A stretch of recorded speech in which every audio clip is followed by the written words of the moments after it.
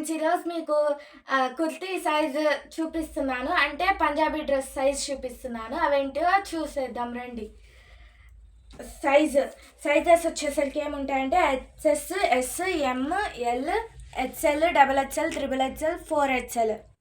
వీటిలో ఏముంటాయంటే bust chest అంటే మన చెస్ట్, వేస్ట్ అంటే నడుము, హిప్ సీట్ అని అర్థం, షోల్డర్, ఆర్మ్ హోల్డ్ అంటే సంక, ఫుల్ లెంత్ అంటే పంజాబీ డ్రెస్కి కానీ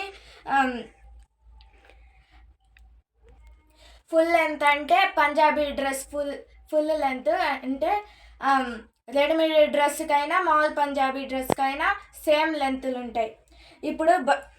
ఇప్పుడు బస్ట్ చెస్ట్. ఎక్సర్సైజ్కి వేస్ట్ అంటే నడుము కాబట్టి 28 to 30 సైజ్ ఉండిద్ది. దానికి చెస్ట్ లూజ్ ఎంత అంటే 32 ఉండిద్ది.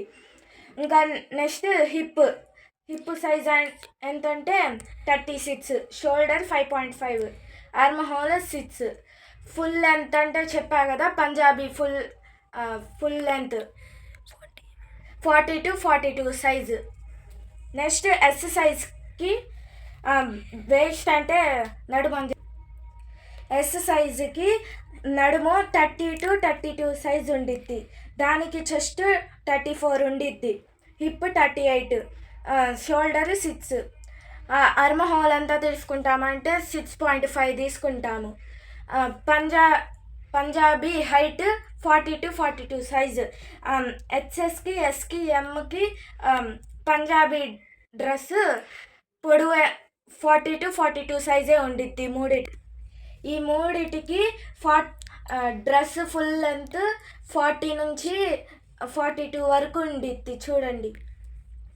నెక్స్ట్ ఎల్ సైజ్కి నడుము 34 నుంచి 36 వరకు ఉండిద్ది. దానికి చెస్ట్ ఎంత ఉండిద్ది అంటే 38, hip 42, shoulder 7, arm hole 7. Punjabi డ్రెస్కి 42 నుంచి 44 వరకు. నెక్స్ట్ హెచ్ఎల్ నడుము వచ్చేసరికి 36 నుంచి 38 వరకు తీసుకుంటాము. దానికి చెస్ట్ 40 ఉండిద్ది, హిప్ 44, షోల్డర్ 7.5, ఆర్మ్ హోల్ కూడా అంతే. ఫుల్ లెంత్ పంజాబీ 44 నుంచి 46 వరకు. నెక్స్ట్ డబల్ హెచ్ఎల్ వచ్చేసరికి నడుము 38 నుంచి 40 వరకు ఉండిద్ది. దానికి చెస్ట్ ఎంత అంటే 42, hip seat 46, shoulder 7.75, arm whole 7.75. Punjabi ఏమో 46 నుంచి 48 వరకు. త్రిబుల్ హెచ్ఎల్ వచ్చేసరికి నడుము 40 నుంచి 42 వరకు తీసుకుంటాము. దానికి చెస్ట్ ఎంత ఉండిద్ది అంటే 44, hip seat 48, shoulder 8, arm whole కూడా అంతే తీసుకుంటాము. పంజాబీ ఏమో 48 నుంచి 50 సైజ్ వరకు ఉండిద్ది ఫుల్.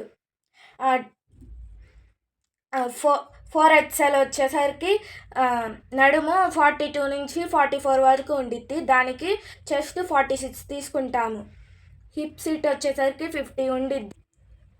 హిప్ సీట్ అంటే మన కట్స్ పెడతాం కదా డ్రెస్కి చుట్టూ, అది 50 ఉండిద్ది.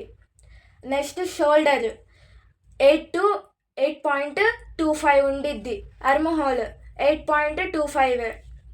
నెక్స్ట్ పంజాబీ ఫుల్ 50 నుంచి 54 వరకు ఉండిద్ది. Thank you friends. మా మమ్మీకి గొంతు బాగాలేదు కాబట్టి నేను చెప్పాను. వీడియోలో ఏమన్నా అర్థం కాకపోతే కామెంట్ సెక్షన్లో పెట్టండి. Please like, share and subscribe my channel.